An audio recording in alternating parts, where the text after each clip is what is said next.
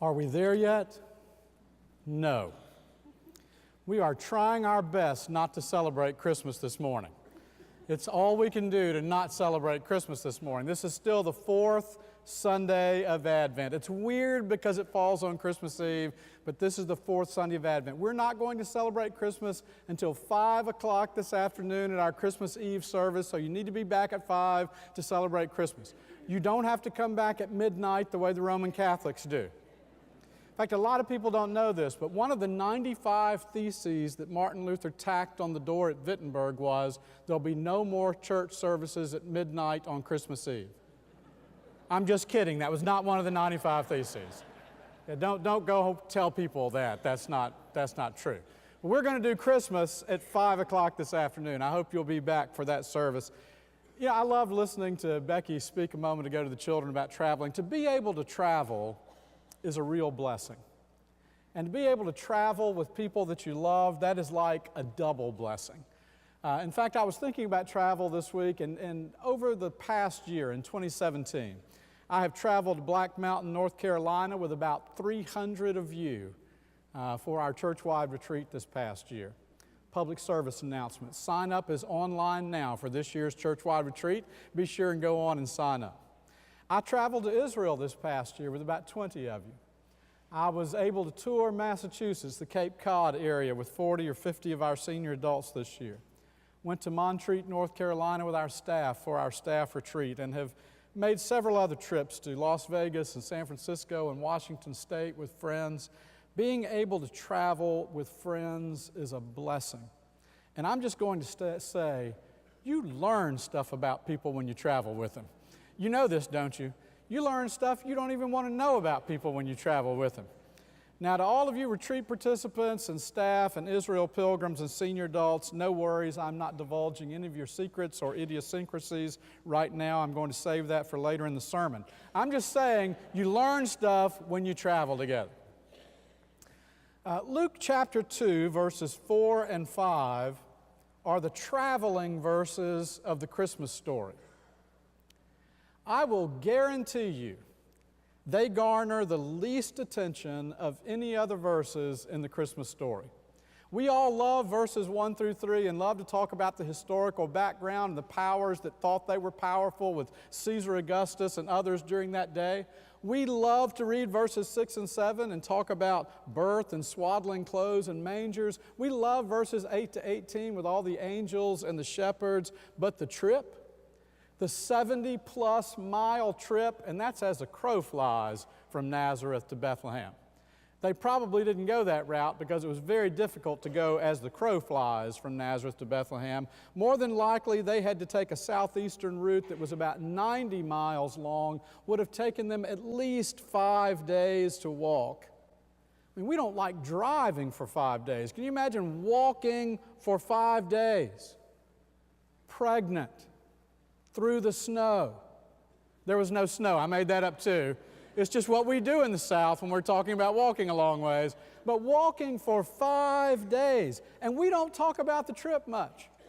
These verses pretty well get left out of our celebration during Advent. In fact, all that Luke records about the trip is this. Jesus went from a town of Nazareth in Galilee to the city of David called Bethlehem. And he went to be registered with Mary, to whom he was engaged, and who was expecting a child. That's it. So this morning I want to break with tradition. I'm going to leave the shepherds and the swaddling clothes and the mangers for later today, and I want to talk about the journey this morning. The trip from Nazareth to Bethlehem. And even more than that, this journey that we call life and what we might learn from Mary and Joseph as they travel from Nazareth to Bethlehem. You know, I learned some things from my fellow travelers in 2017, the same things I think we learned from Mary and Joseph. One is, travel is all about packing. Mary and Joseph traveled, it was 5 days to Bethlehem, 5 days back from Bethlehem. She had a child while she was there, so she probably stayed for a few weeks. They were away from home for at least a month to 6 weeks. At least. And I will guarantee you, I will guarantee you they didn't pack as much as as some of our Israel pilgrims did. Some of our Israel pilgrims did this year we went to Israel. Is Jeannie here this morning? I don't think so, and that's a good thing. That just slipped out. But, you should have seen some of the suitcases, and we were only gone for 10 days.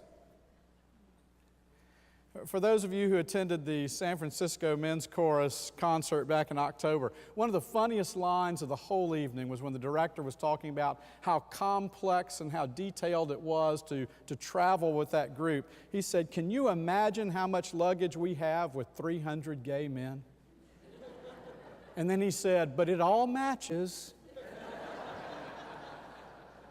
Yeah, travel starts with that age-old question, what do I need to pack? What am I going to have to carry? What do I have to bring? So I'll guarantee you, every trip that I talked about this past year, the Israel trip, the pilgrims we want a packing list. The staff trip to Montreat, we want a packing list. The senior adult trip, they sent out a packing list. When you go on church-wide retreat, the most phone calls we get is there a packing list? What do we need to bring? And what I've learned over my years of travel is this: we typically carry too much. We typically pack too much.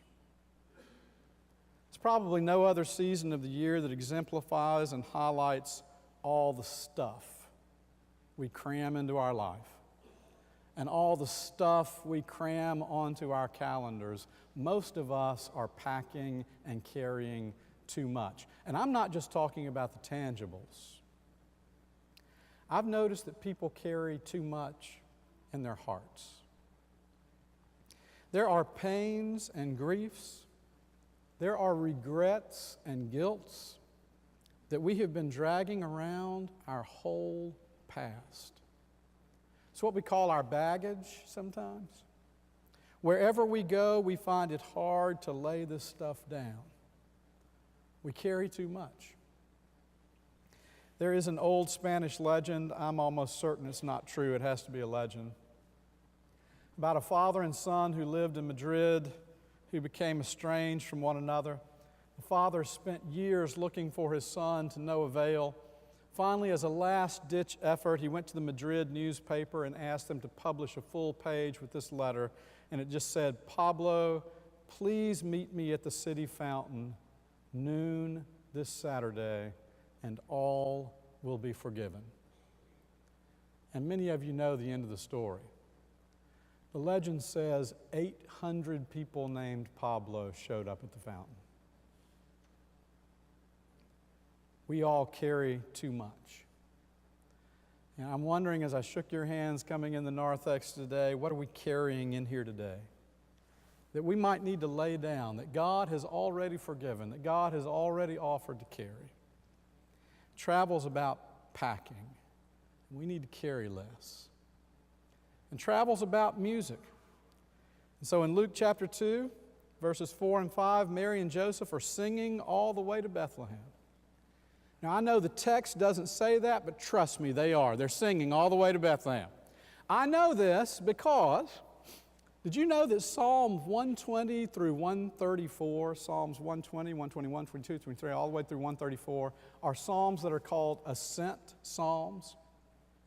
And what those psalms were for, they were psalms that people sang as they ascended to the Jerusalem area on their pilgrimages and on their travels. They're what we would call car songs. They're the things that you sing while you're traveling to give you some hope. The last 3,500 feet coming out of the desert into the Jerusalem-Bethlehem area, because they're only about 2 miles apart, is a 3,500-foot ascent. So they call these the ascent psalms. You sang them as you were going to Jerusalem.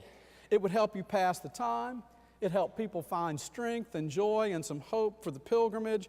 Mary would have been singing as they traveled. Music is a part of travel. Neil Peart is a legendary drummer of Rush, a Canadian band. He is also a celebrated author. Many of you will know his books. One is titled Ghost Rider.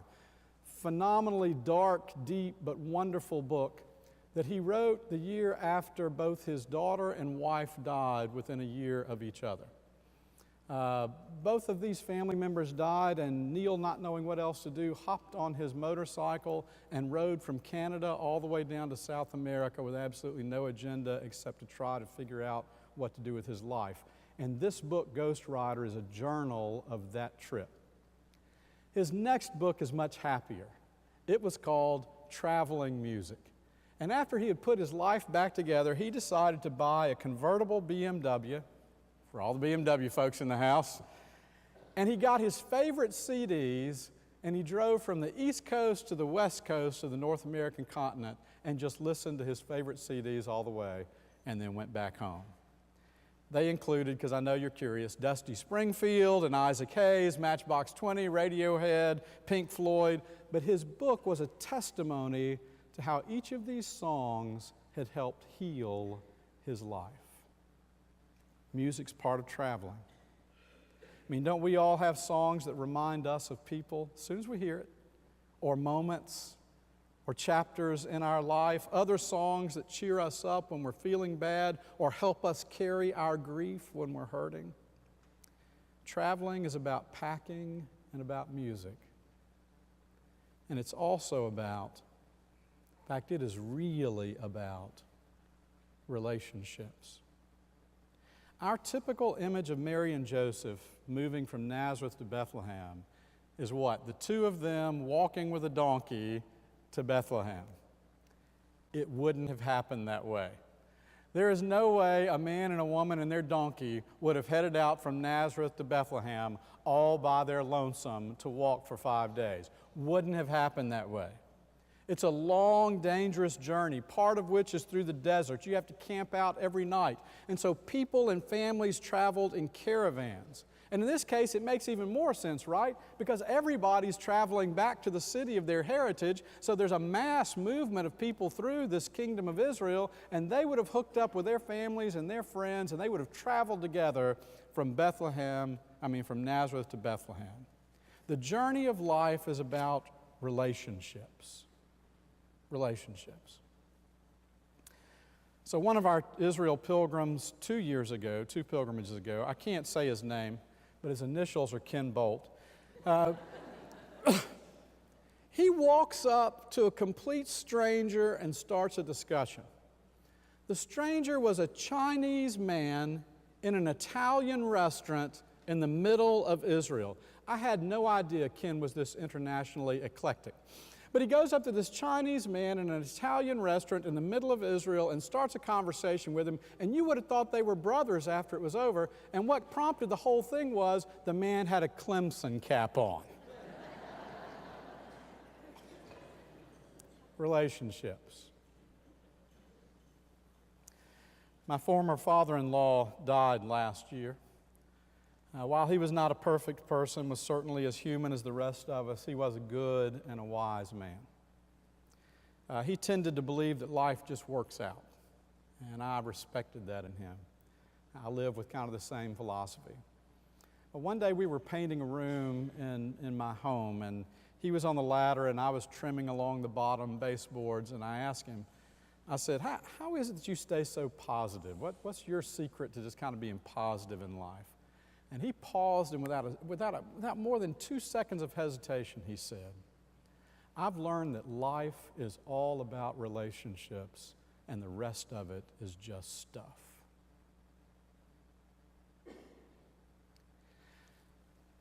I know these things may not look like they are in Luke chapter 2, verses 1 through 7, these traveling verses of the Christmas story, but I promise you they are there. The journey of the Holy Family was affected by what they chose to carry. They were singing along the way the music of their life and their faith. They were walking with people, and people were walking with them. You know, it's not just because it's my job or because I grew up in an evangelical tradition, but you know I make it a habit to invite people to establish a relationship with God. And I make it a habit to talk to people about uniting their life with a community of faith, because I have been on the journey of life long enough to know that both of these things are incredibly important. And so this morning, as is our custom, I want to offer you that kind of opportunity and space. embrace these two relationships in your life. Are you ready? One, if you've never professed faith in Christ and been baptized into the church, be baptized into the life of the church. Or as we say it, be born again. I mean, what better day of the year to even make that decision than the day when we anticipate Christ's birth? Two, if you've been a guest or you are a guest or you've been an active guest at First Baptist Greenville for a long time, become a member of the family of faith. Work with us and worship with us and celebrate and share the work of God through Christ in the world with us. What we carry together, what we sing together, the relationships we enjoy together, this is the stuff of life.